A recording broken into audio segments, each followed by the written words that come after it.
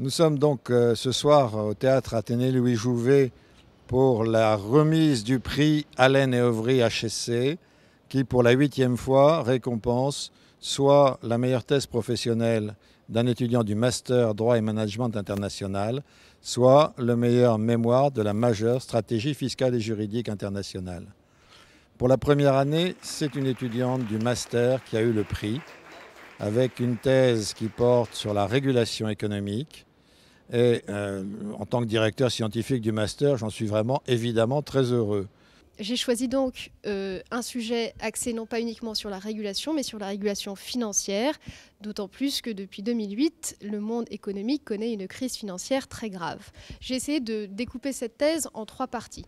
Une première partie qui finalement décrit le phénomène de dérégulation qui a mené à la crise, et qui rappelle, je dirais, les différents phénomènes ou lacunes juridiques qui ont mené à la crise. Une seconde partie plutôt de réflexion qui réfléchit à quels grands principes devraient irriguer la gouvernance de ces systèmes à risque que sont les marchés financiers, bancaires et assurantiels.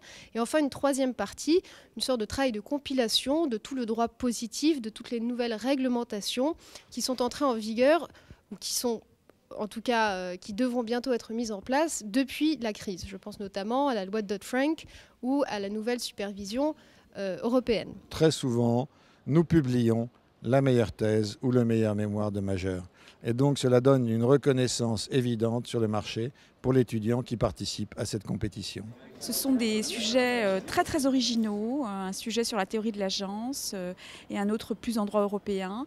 Et les étudiants ont vraiment mérité leur prix, se sont très bien défendus durant le jury.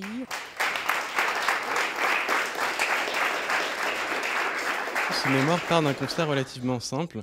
Il part du constat qui a été posé par les économistes il y a quelque temps maintenant, qui est celui de la déconnexion entre, d'une part, le pouvoir capitalistique et d'autre part, le pouvoir décisionnel au sein de l'entreprise.